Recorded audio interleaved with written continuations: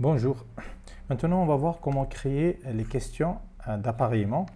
Donc, une question d'appareillement, c'est une question dans laquelle on va lier des phrases ou bien des questions à leurs réponses.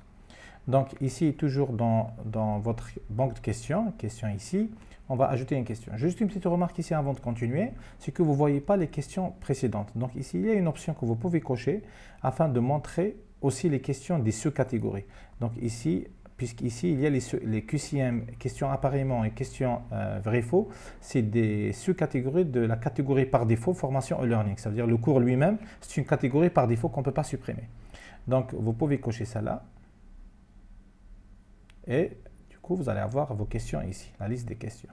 Comme vous pouvez les décocher. Donc ici, si vous avez un nombre important de questions à l'intérieur des sous-catégories, ce sera mieux de décocher cette option. On va créer une question d'appareillement. Voilà. Voilà, donc ici, je vais l'affecter à une catégorie. C'est question appareillement. Je vais codifier appareillement 01. Ici, j'écris le texte de la question dans le domaine, dans un tel domaine, pardon, lié, je sais pas, on va écrire une question, lier les questions suivantes avec la bonne réponse.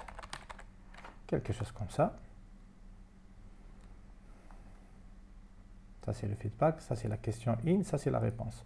Donc, vous écrivez première question.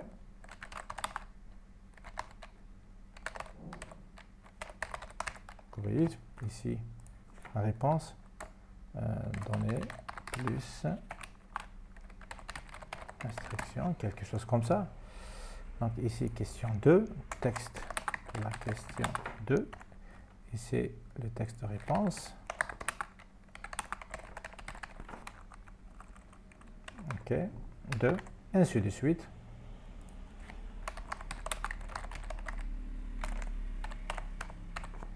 Le 3. Ici, réponse 3.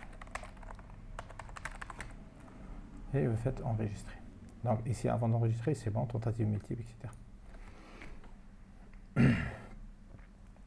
Voilà. Donc ici, comme toutes les questions précédentes, donc ici, il s'est mis dans la question appareillement, c'est pour cela qu'on voit une seule question. Si on se met dans la catégorie e-learning, on va avoir toutes les questions que nous avons créées. Juste avant de continuer, toutes les questions que vous avez fait, QCM, vrai, faux et appareillement, vous pouvez